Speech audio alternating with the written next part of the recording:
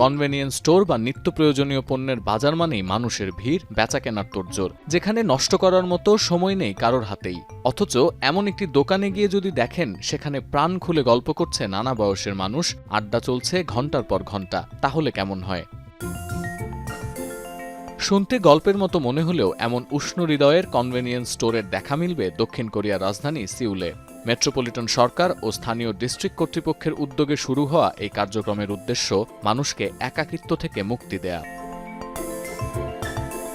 এই mind convenience স্টোরে গেলে বিনামূল্যে উপভোগ করা যাবে চা, কফি বা একবেলার খাবারও।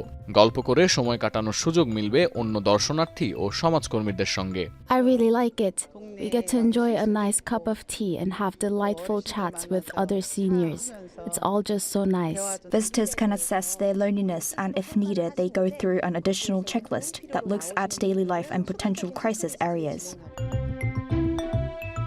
গেল মার্চে এমন 4টি দোকান খোলার পর দেখা গেছে এখনো পর্যন্ত 20,000 মানুষ সেখানে ঘুরতে এসেছেন। অথচ প্রত্যাশা করা হচ্ছিল এই সংখ্যাটি 5,000-এ সীমাবদ্ধ থাকবে।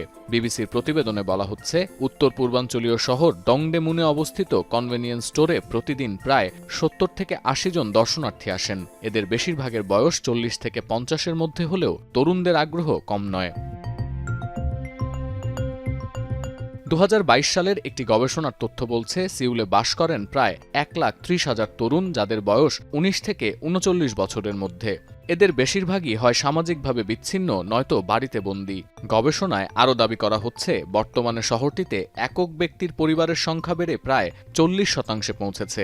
এ নিয়ে বেশ উদ্বিগ্ন দক্ষিণ কোরীয় সরকার। দেশটিতে জন্মহার ও বিয়ের হার কমে যাওয়ায় বিভিন্ন উদ্যোগ নিয়ে এটি বাড়ানোর পরিকল্পনা করছেন তারা। 2023 সালে দক্ষিণ কোরীয় জাতীয় জরিপেও দেখা গেছে, দেশটির 1/3 প্রাপ্তবয়স্কের গৃহস্থালির কাজে সাহায্য করার মতো কেউ নেই কথা বলার মানুষও। বিবাহ বিচ্ছেদ এবং প্রাপ্তবয়স্ক সন্তানরা আলাদা হয়ে যাওয়ার পর প্রবীণরাও ভুগছেন একই সমস্যায়। সেখান থেকে পরিত্রাণের উপায় খুঁজতে এই মানুষগুলোর পছন্দের জায়গা হয়ে উঠেছে এসব মাইন্ড কনভেনিয়েন্স স্টোর। সতীর্থ কর্মকার, এখন বিশ্ব।